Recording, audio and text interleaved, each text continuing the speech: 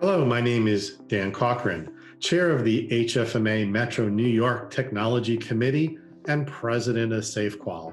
Today's podcast is a conversation with Leigh and Yates to speak about the challenges of engaging clinical safety, quality, and risk departments in the pursuit of revenue optimization.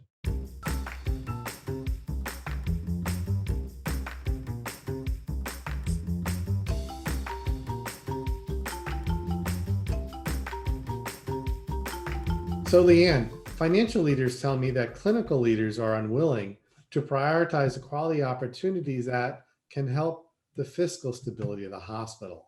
Does that resonate with you? Throughout my career, I think that has always been a struggle to be able to get the right people at the table, so to speak, whether you're having a meeting about your claims and litigation, where you want the CFO to come and to be able to be a part of those discussions where you're talking about money being paid, money that wasn't budgeted. And oftentimes, there have been, lack of interest or from the CFO or the COO, perhaps, or their calendars would conflict. So I think risk managers in general probably struggle with that unless you have something that has been very thoughtfully structured and all parties understand the importance of their role. So for instance, I was at one organization, we wrote a charter and thinking about those that need to be a part of the committee, those that need to be present. It begs the exercise to really just think through on who you have available, making sure that finance is always a part of, but not exhausting them to where they're having to go to every single meeting. So I think that sort of understanding and that sort of mindfulness can go a long way. One of the things that I heard brought up is, this is again from the financial side, that they have various quality measures that if they can hit those quality measures, the hospital system experiences fewer sticks and gets more carrots from CMS, and that achieving these things are financially important even to the jobs and the existence of the hospital system. And they feel they've communicated this to the clinical side and they're not being heard. Well, I think, there might be times when there's a lack of knowledge and understanding from the clinicians on how the finance side works, because not everybody gets training in that realm. So that would be my first comment. The second comment would be, depending on the organization and how it's laid out and all, the one thing we don't have enough of is time. And if, the finance side is trying to connect more to the clinical side and you're running around like crazy the whole day, like when do you have time? A lot of us that have practiced in the hospital setting or an acute care setting, your real day starts at 6 p.m. or later, because from like 7:30 a.m. or 7 a.m. till 6, you're going around putting out fires. So there's that issue of exhaustion, burnout, lack of understanding, and maybe a knowledge gap that might be a contributing factors to why the two sides are not being able to communicate successfully. So my experience has taught me, if you can just carve out some time to have one-on-one meetings and or invite them to the table when you're having your very important meetings where you talk about cases and exposures and vice versa. Because if the clinicians, a lot of them just have that sliver of the pie. They don't have the sliver when you're talking about, the finance side, the insurance side, the litigation side. So you have to really, depending on where you are in this roles and scopes of the people involved, you have to consider that as well. Sometimes the financial folks know there's an opportunity if they can close a small gap on something around readmissions or no matter how you describe the measure that can come to affect revenue.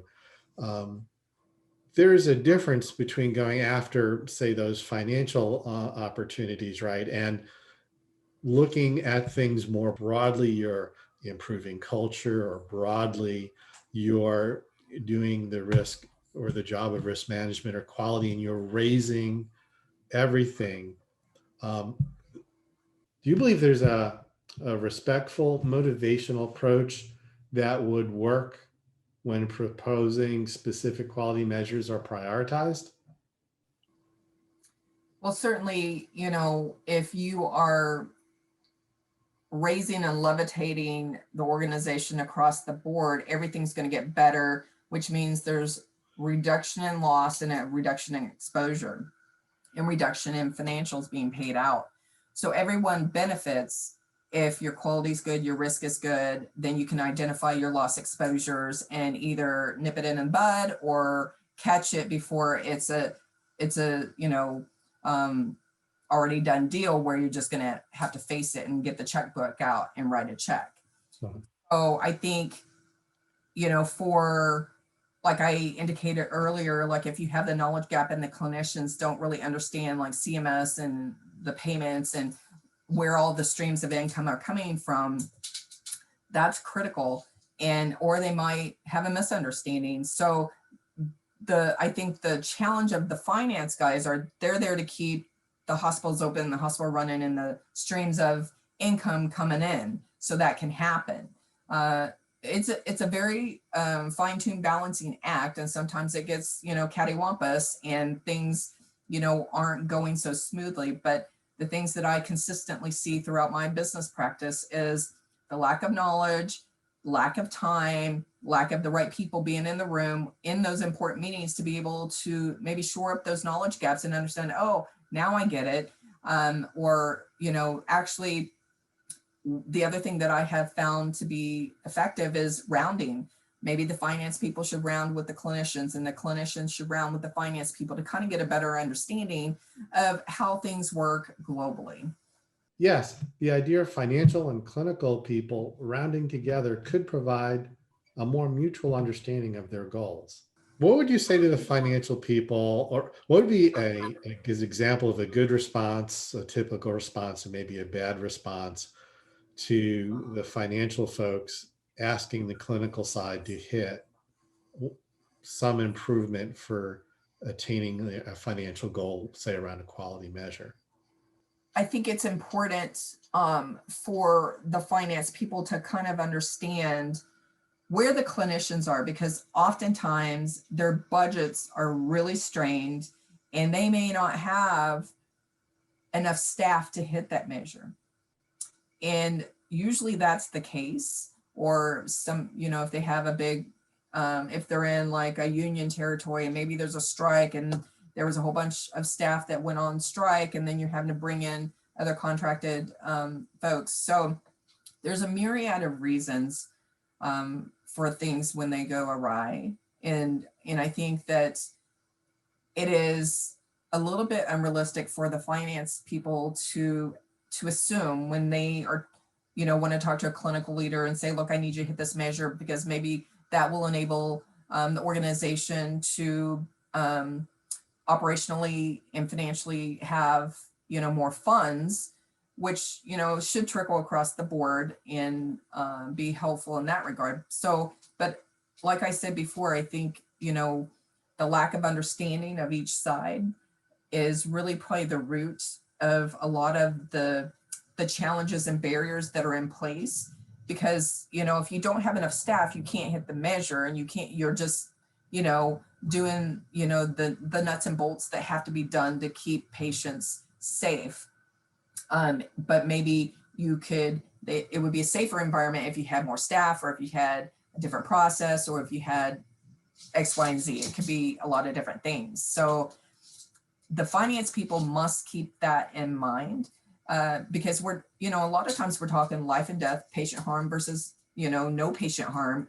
And the thing that's standing in between the two is the human interaction and the human care, the provider, the caretaker, the clinician. So it's important that, they have a safe environment to practice. They have enough people to practice, to mitigate the loss. They have the right policies and procedures. that sort of thing. And I think if the finance people could understand that whole realm and how complicated it could be, then they might think about things differently. But that being said, for the two to come together and be married in their relationship and be in step with one another, they've got to both be respectful enough to have each side at the table for those important conversations for them to have a growing relationship that leads to more successful outcomes and outputs. Leanne, how can clinical leaders convincingly present their need for increased budget or other resources? The last thing that people want is another meeting on their calendar. So I think they have to be thoughtful about what meetings are most important for an opportunity to share information, knowledge gap, reduced, all of that. So that would be the caveat that I would add, is be very selective and figure out, like any advice I would give for risk assessments. What is your goal? And where are you today and where you want to be tomorrow, next month, next year? And line that up first, because if you haven't thought about those things first, you probably shouldn't even be wasting somebody's time. So I would think about those, map it out, and then figure out who the key players are that you need on your team to hit those marks.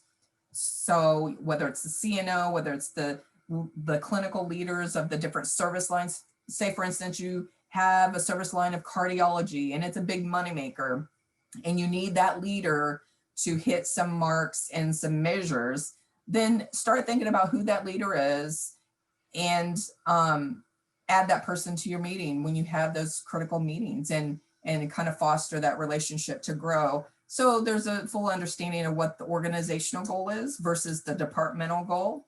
And if there's any barriers, then they can talk amongst themselves about those. Now, if we work the other way, I'm sure there's risk managers that would like to educate, train, communicate better to the finance side, right? To have a way of getting the resources they want. How would that work in reverse? How could the folks in risk, quality, and safety reach out to the finance folks? And I kind of ask this question in the context of, is HFMA or ASHRM or both in the position to help foster a better relationship between the two sides of the organization and to help dissolve the silos that exist? I think one thing, that might help risk managers is to ask the question to the finance people, okay, for me to get budget dollars, what would you want to see?